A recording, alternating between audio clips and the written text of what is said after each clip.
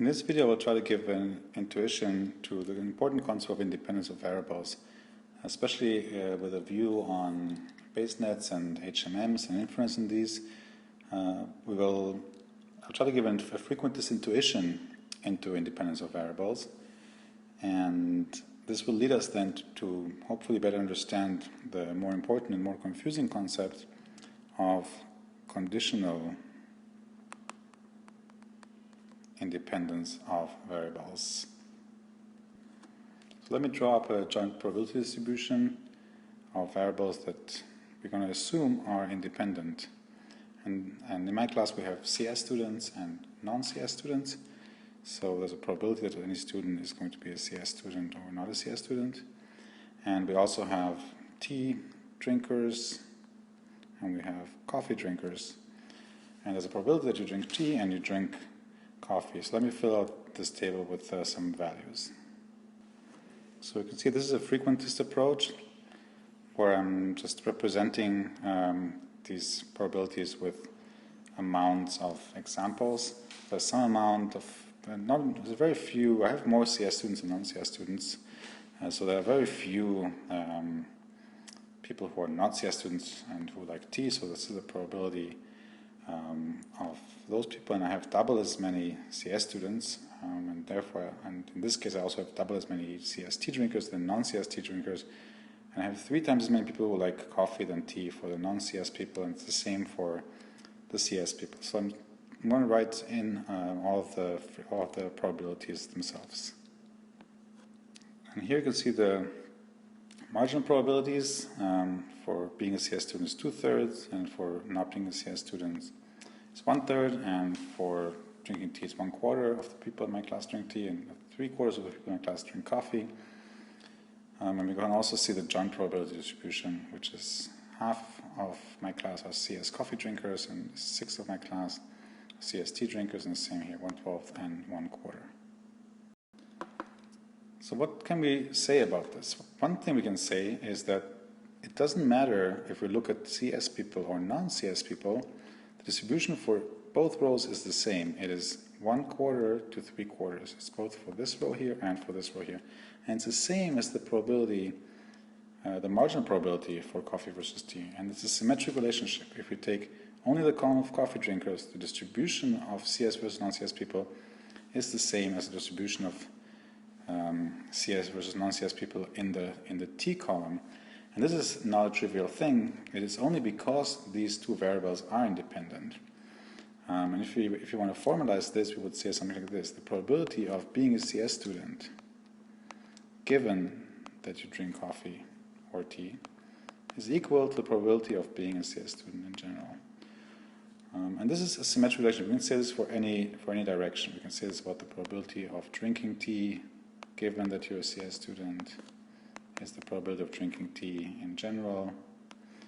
And this is the meaning of independence of variables.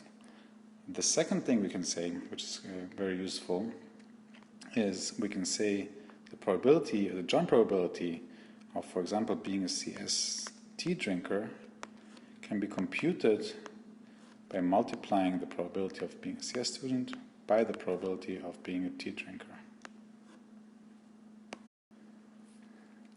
And these two things that we can say, because specifically the distribution is so that these variables are independent. So it's not true for any two variables, but for independent variables this is going to be true. So saying that these variables are independent is saying something about our assumptions about the joint probability distribution. And what this gives us is a lot of saving in calculation. So for example, here we can sort of eliminate out a full variable, and once we start talking about more than one variable, more than two variables, this can turn into huge savings. And the second thing we can say is we can reconstruct each of the individual joint probabilities by multiplying the marginal probability. So we take 3/4 times 2/3 and we end up at 1/2. And this is because we now turn this 3 degree of freedom model, which these 3 numbers specify the 4th number and specify the full distribution, we turn to a 2 degree of freedom model where you only have to specify 2 numbers, and we can recreate all of the probability distributions. And these two tricks are really what enables us, because of our assumptions of independence, because there's not more information in here than we have on the margins, enables us to really make inference in Bayesian networks extremely efficient compared to inferring based on the probability distribution. So what I would say is the take-home message is the information here is, in a way,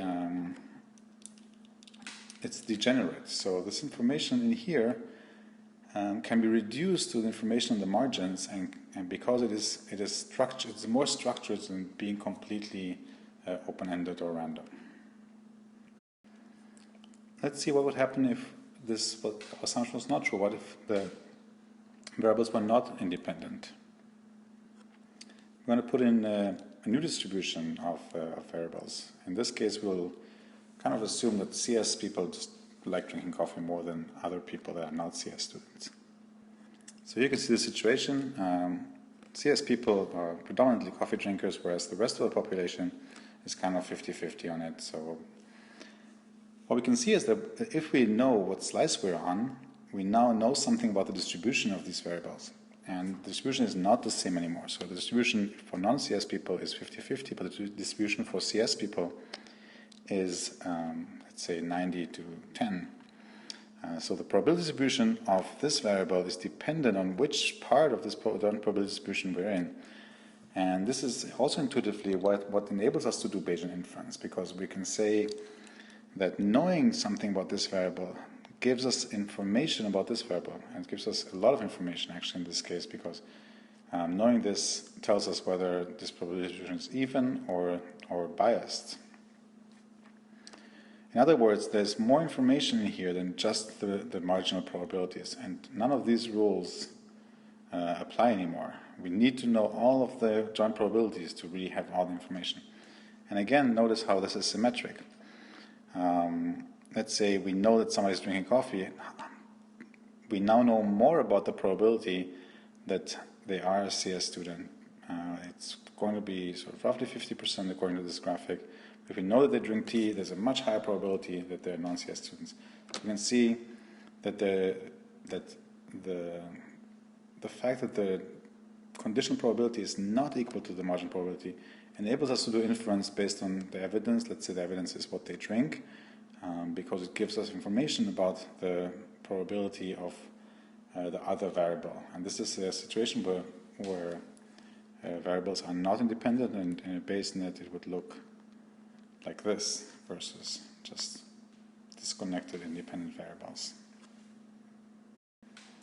And in the next video we're going to take this idea to another dimension, literally, and introduce a third variable and try to understand a little bit about the less intuitive concept of conditional independence.